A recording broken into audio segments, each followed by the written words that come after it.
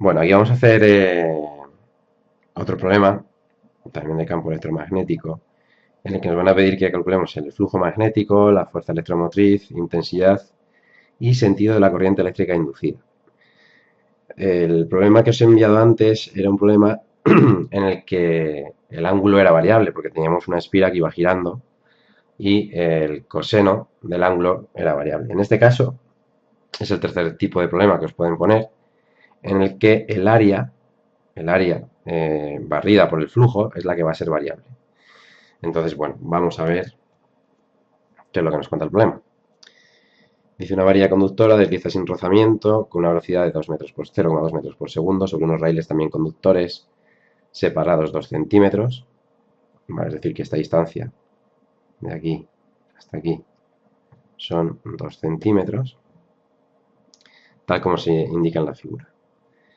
El sistema se encuentra en el seno de un campo magnético constante de 5 militeslas. ¿Veis? Aquí os están diciendo que el campo magnético va a ser constante, perpendicular y entrante al plano definido por la varilla y los raíles. Sí, lo tenemos aquí con X que entra hacia adentro el campo. Sabiendo que la resistencia del sistema es de 4 ohmios, determine flujo magnético en función del tiempo y a través del circuito formado por la varilla y los raíles y el valor de la fuerza electromotriz inducida en la varilla. Vale, pues vamos a empezar con el apartado A. A ver, nos piden en el apartado A el flujo. Bueno, ya sabemos que el flujo es N por B por S. N va a ser 1 porque solo tenemos una espira. Y flujo en este caso va a ser B, módulo de B, por módulo de S, por coseno, en este caso el campo y el vector superficie, los dos, este es el campo B, y el vector superficie, que lo voy a pintar en rojo, también es hacia adentro porque es el vector normal. Aquí estaría el vector superficie. Como los dos entran, forman 0 grados. Coseno de 0 grados. Vale. El campo es constante, pero la S no va a ser constante porque si la varilla se mueve, a ver, mira, os voy a hacer aquí el dibujo. Perdón. Tenemos la resistencia y en un momento dado la varilla está aquí, aquí es la varilla, ¿vale? Esta es la zona por donde está atravesando el flujo,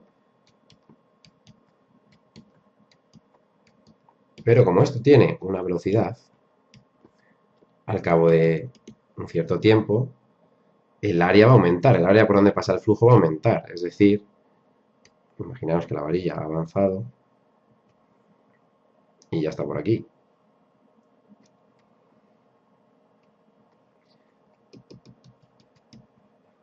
¿Vale? Entonces, a ver, aquí está la resistencia, que se me olvida. Claro, el campo magnético sigue siendo el mismo, sigue valiendo el valor que nos han dicho en el problema, que es 5 militeslas. Pero la superficie ha ido cambiando, ha aumentado. Es decir, este es un problema en el que el flujo va a variar, no porque varíe el campo o porque varíe el ángulo porque esté girando, sino porque lo que varía va a ser la superficie, que va a aumentar. La superficie va a aumentar. Vale, pues vamos a tener que calcular esa superficie. Como se trata de un rectángulo, va a ser lado por lado. Está claro que esto mide L y nos han dicho que es 2 centímetros, bueno, 0,02 metros. Y la parte, esta de aquí abajo, es variable, porque claro, según va pasando el tiempo, tiene una velocidad y eso es variable. O sea, el espacio que recorre, como es un movimiento rectilíneo uniforme, es velocidad por tiempo. Así que la S, el área, es base por altura, es decir, L por X, o lo que es lo mismo, S es igual a L por V por el tiempo. ¿Vale? Y en función del tiempo va aumentando. Bueno, pues una vez que tenemos esto, lo metemos en la ecuación del flujo magnético y tenemos el flujo. El flujo magnético será B, que es constante, por S, que es L, por V, por T, por coseno de 0 grados, que ya sabéis que es 1. Así que el flujo magnético sería B, L, V, T. Sustituir los valores de B, de L, de V, todo en el sistema internacional. El tiempo es variable. Y ahí tenéis el flujo en Webers. ¿Qué más nos pide? Nos pide fuerza electromotriz inducida en el apartado A. Vale, pues vamos a hacer ley de Faraday Lenz para calcular la fuerza electromotriz inducida. La fuerza electromotriz inducida es menos n derivada del flujo con respecto del tiempo. N ya sabéis que es una espira solo. Tenemos que derivar el flujo. Vale, perfecto. Tenemos que derivar esta ecuación de aquí arriba con respecto al tiempo. Vale, en este caso, pues lo que va a quedar es fácil, ¿no? La única variable es el tiempo, como si fuese una constante. Así que la fuerza electromotriz va a ser menos BLV. Ahora os explico lo que significa este menos de aquí, que es debido a la ley de Lenz. Vale, ya tenemos el valor de la fuerza electromotriz inducida. Vale, menos BLV. Esto lo tenéis que poner en valor absoluto y el resultado se saldrá en voltios. La V, acordaros que es la velocidad, L es la longitud de la varilla, que nos lo han dado, y B es el campo. Esto se mide en teslas. Esto aquí era Webers. Perdón, teslas no. Voltios. Voltios. Vale, pues hemos hecho el apartado A. El apartado B dice la intensidad y sentido de la corriente eléctrica inducida. Vale, aquí es donde vamos a aplicar, para calcular, o sea, para ver el sentido de la corriente eléctrica inducida, es donde vamos a aplicar la ley de Lenz. Bueno, la intensidad es fácil porque vamos a utilizar la ley de Ohm. Ya sabéis que es esta, aplicando la ley de Ohm. La intensidad es muy sencillito. Simplemente va a ser fuerza electromotriz entre resistencia. La fuerza electromotriz, como ya la tenéis en valor absoluto, que es lo de arriba, BLV, lo dividís entre resistencia y os sale la intensidad en amperios. Y ahora vamos a ver un concepto que es muy importante, es probable que os pregunten sobre esto.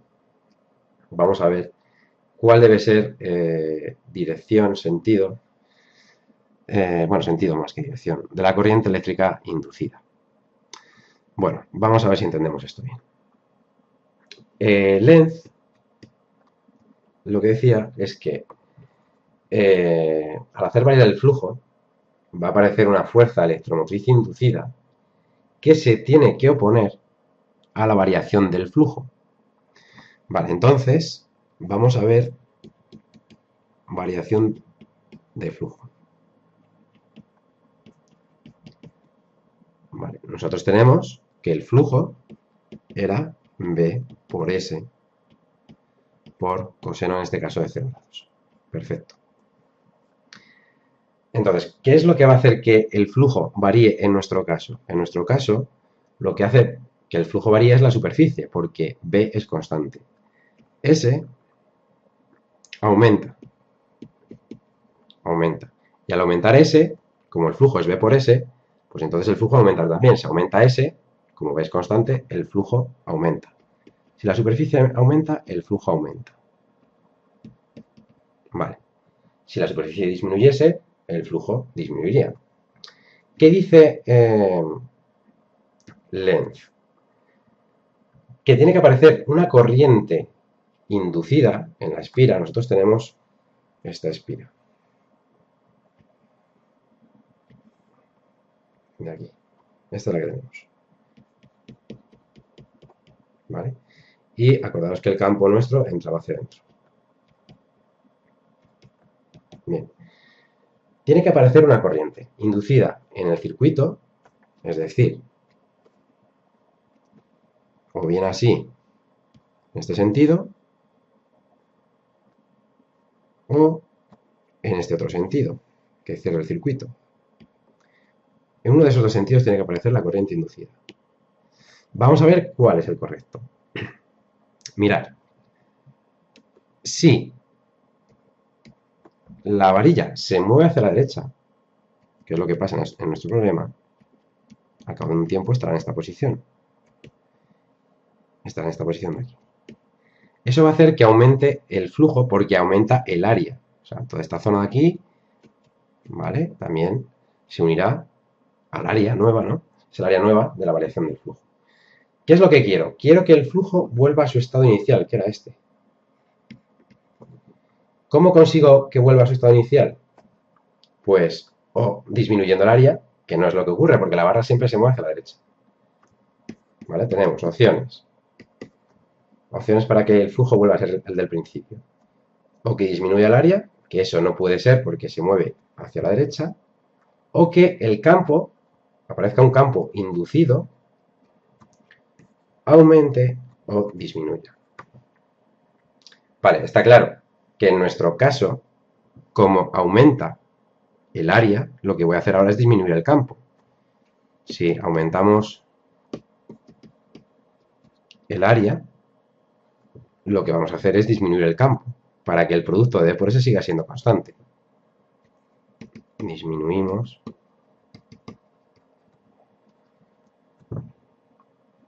Vale, lo voy a poner con numeritos. Tú imagínate un ejemplo. Que el flujo inicial sale, pues yo qué sé, imaginaos que el campo es 5, ¿ve? Y la superficie 20. En este ejemplo saldría 100, ¿vale? ¿Qué es lo que pasa en nuestro problema? En nuestro problema, el campo sigue siendo 5, porque nos ha dicho que es constante, pero el área ha aumentado. Imaginaos que aumenta a 100, ¿vale? 500.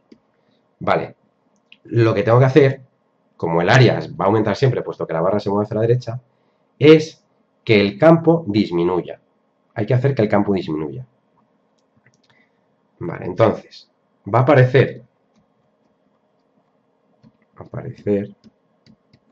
un campo inducido contrario al del problema.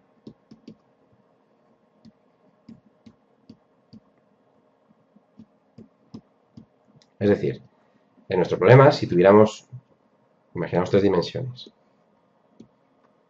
que se ve mejor.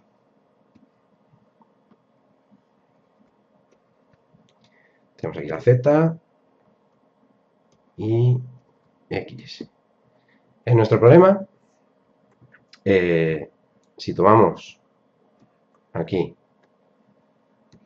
el eje X y aquí el eje Y, nuestro campo, si lo dibujáramos, iría hacia, hacia adentro, hacia el negativo del eje Z. Es decir, el campo que tenemos en nuestro problema es aquí. Vamos a poner otro color.